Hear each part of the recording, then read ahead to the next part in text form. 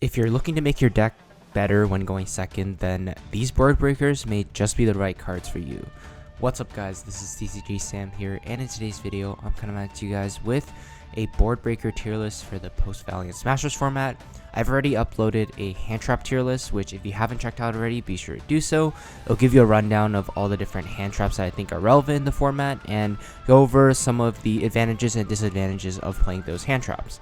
But if you don't want to play hand traps in your deck, or the format has shifted to a point where board breakers are just better, then this might be the tier list for you. So just before we hop straight into it, I'm going to quickly go over the tiers.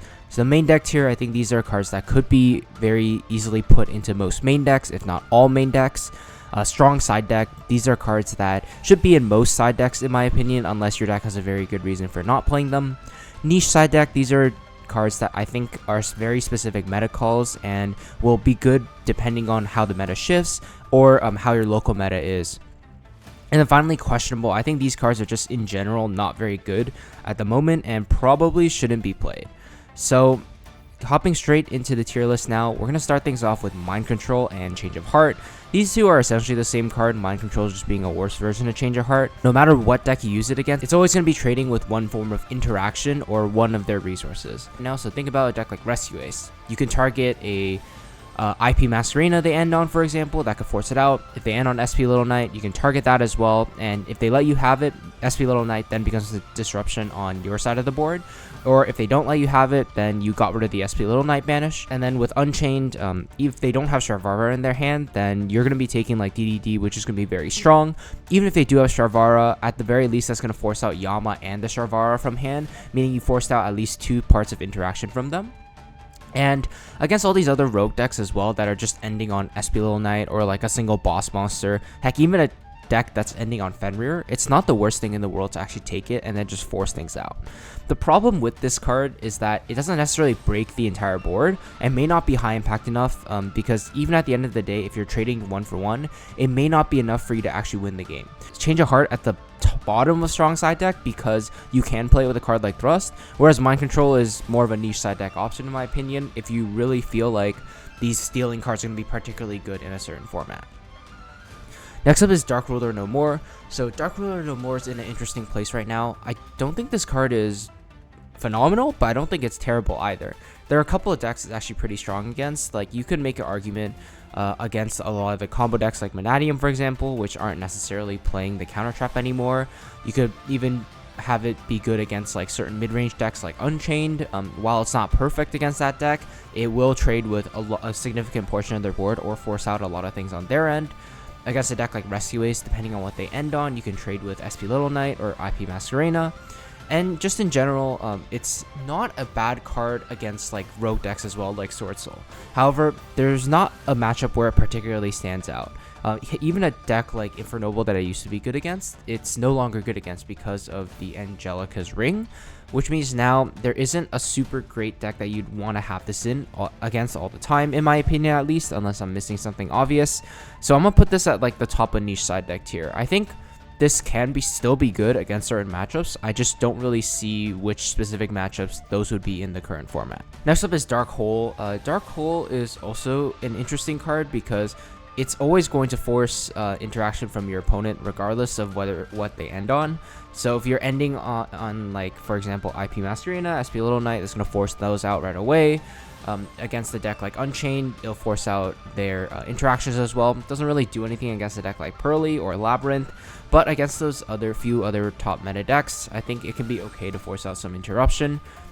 But I think where Dark Hole would really shine is if people started playing Nightmare Corrupt or Ibli again, but that hasn't really been popular, at least this format, so I think I'm gonna have to put this in the niche side deck tier. Probably isn't the greatest right now, and there isn't really too much that you want to be using this against. So I'm just leave this here for now. Next up is Enemy Controller. So Enemy Controller I think is a fairly strong card right now. It's in a pretty good spot. You can use it going first and going second, which is one of the strengths of this card specifically. Very few of these board breakers can actually be used both going first and going second. And Enemy Controller is particularly great because there's a lot of targeting effects in the format, like SP Little Knight in particular.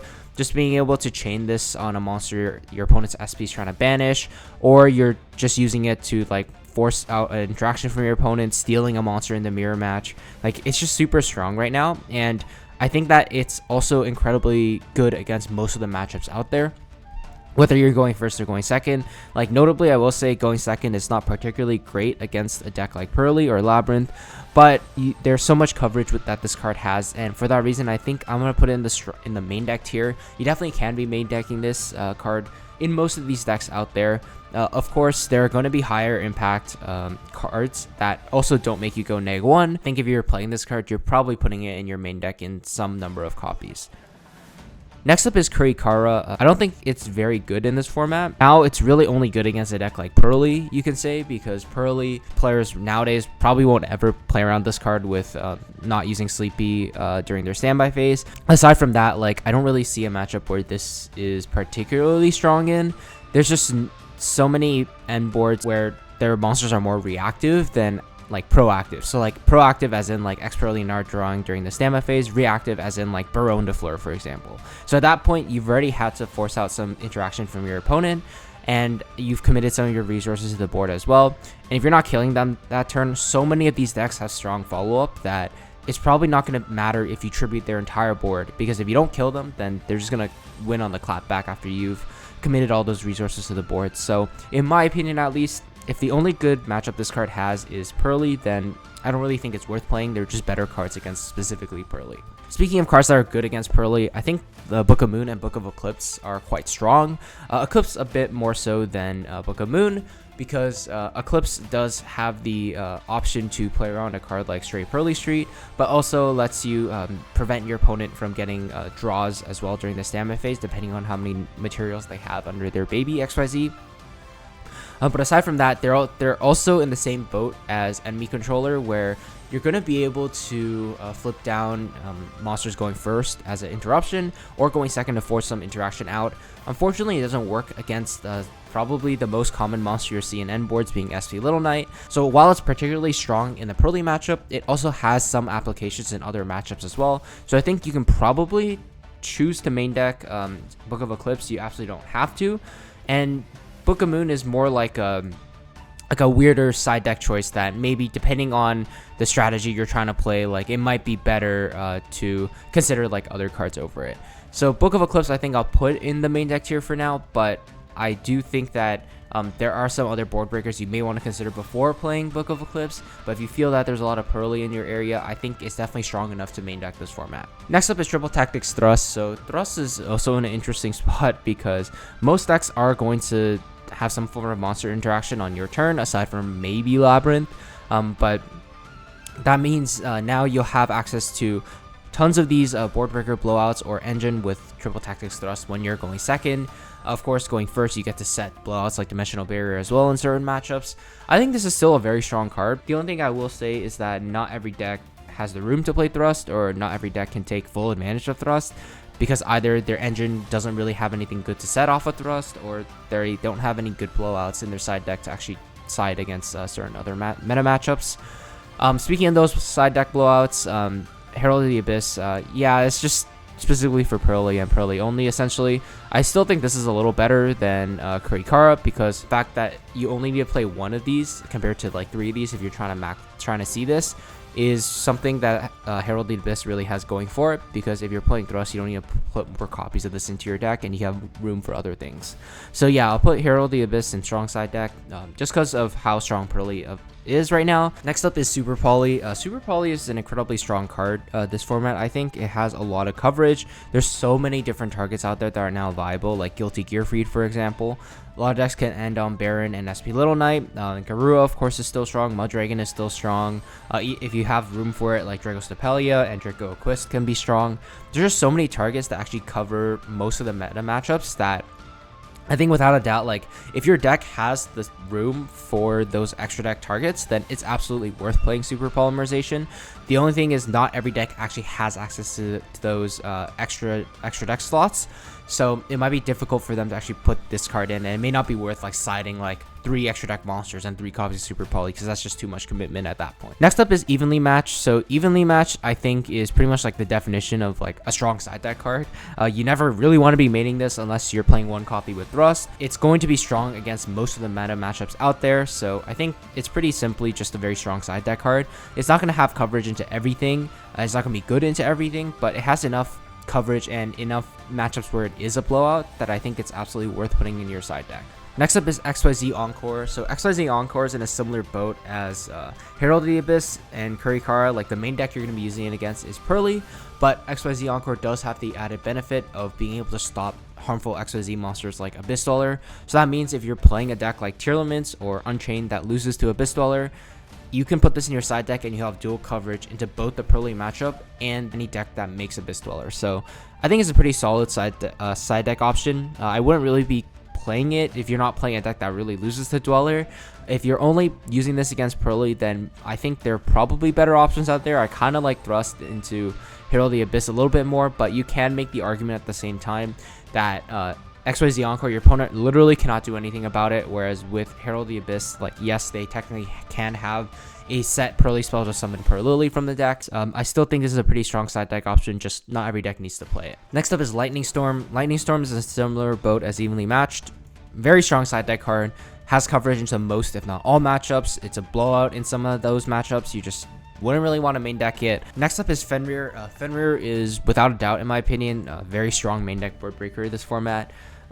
Because of a prevalence of a card like SP Little Knight, Fenrir just plays into it so well. Like, no matter what your opponent does, if they have IP Masquerena, if they have SP Little Knight, this is going to force things out. And if your opponent just lets this go through, you get a free Fenrir to your hand, meaning later in the turn, if they clear your board, you get another Fenrir, or at the very worst, you have a free discard fodder while breaking their board at the same time.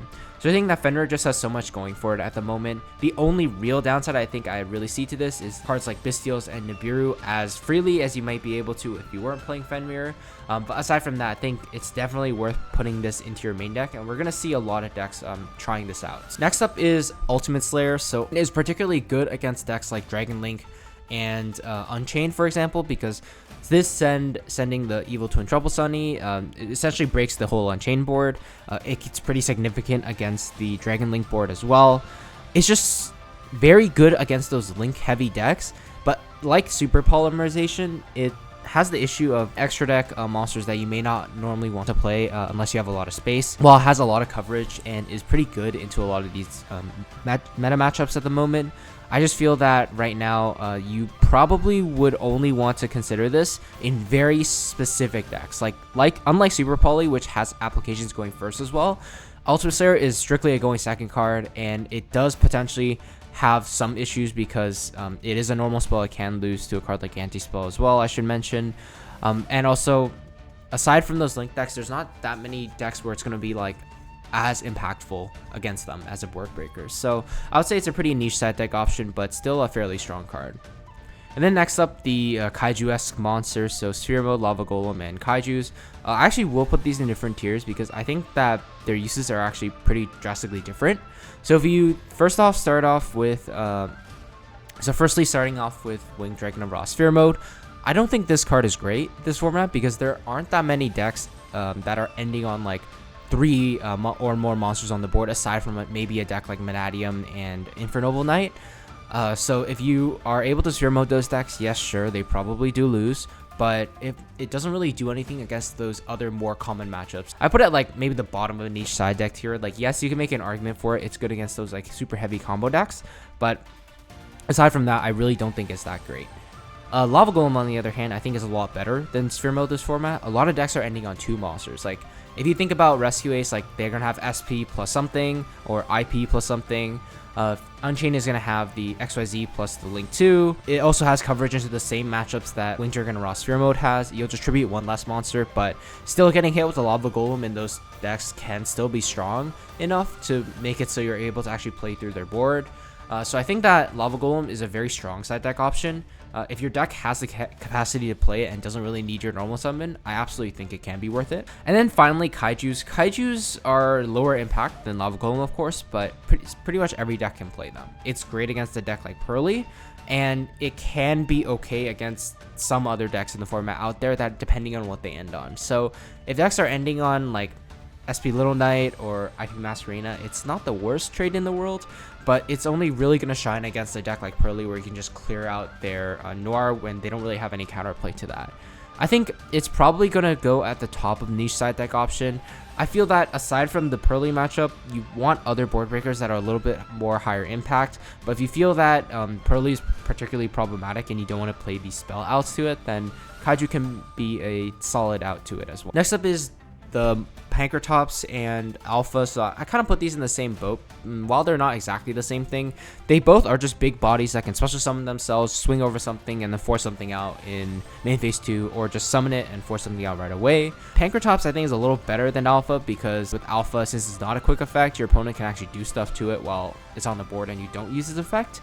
And plus, if your opponent uses SP Little Knight to get rid of the Alpha, you actually don't return anything because you didn't return a beast or a wing beast to your hand. I'd say Panker Tops is like at the bottom of a strong side deck, and Alpha is probably somewhere in the niche side deck option. They're going to be fine against most decks because at worst, you're trading 1 for 1, but I think Panker Tops in particular shines because it has a potential to go 2 for 1 a lot of times, but both of them can have their uses considering how popular of a card SP Little Knight is this format. Next up is Forbidden Droplet. I think Droplet is also incredibly strong this format. It has the potential to be a going first and a going second card, which is also great. You can do a lot of tricks with manipulating attacks and dodging targeting effects. It's strong enough to be put in most main decks. I'm personally main decking this card right now, and I think it's been incredibly strong. Next up is Cosmic Cyclone and Twin Twisters. Cosmic has the option to just straight up get rid of the card without putting it into the graveyard, which can be huge against some matchups. It also doesn't require you to discard a card, which is also nice. I think that it's a pretty solid side deck option. You're probably not going to ever really main deck this card. Is not that high impact when going first, because not every deck is going to need a continuous spell or a field spell to play. And going second, there are higher impact cards like Lightning Storm and Evenly Matched that can clear out more Backrow, but I think it still has some uses to where I'd still be comfortable putting it in the strong side deck tier. Now Twin Twisters, on the other hand, I think is just straight up worse than Cosmic Cyclone.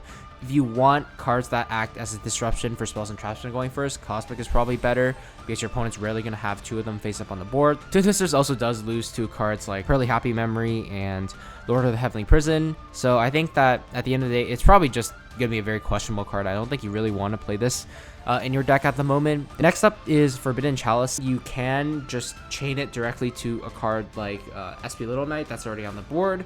Means that your opponent doesn't really have a way to dodge it, and it'll trap their SP Little Knight on the board. What I mean by that is, like, if you go Impermo SP Little Knight, technically it can get away by banishing itself from one of your opponent's monsters and it'll come back.